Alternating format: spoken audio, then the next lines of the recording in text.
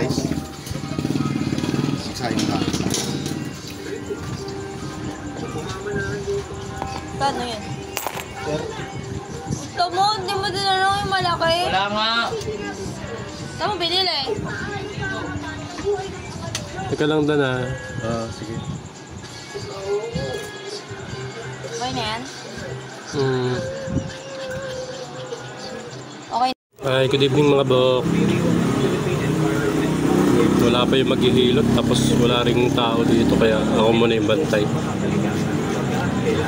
Mga alas 8 para pupunta yung maghihilot. Bantay muna ako dito sa karinderya.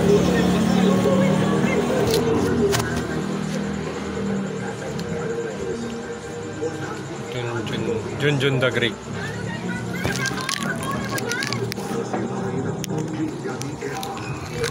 Wala pang mamimili, konti na lang yung ulam. Sana maubos. Natapos lang din namin mag-usap ng asawa ko eh. Andun yung kapatid niya. Sakit ng ulo ko, sakit din ang likod ko, tagal na maghihilot. Pipi kasi yun, ang hirap din kausap pero nag-chat naman na 8 daw siya pupunta.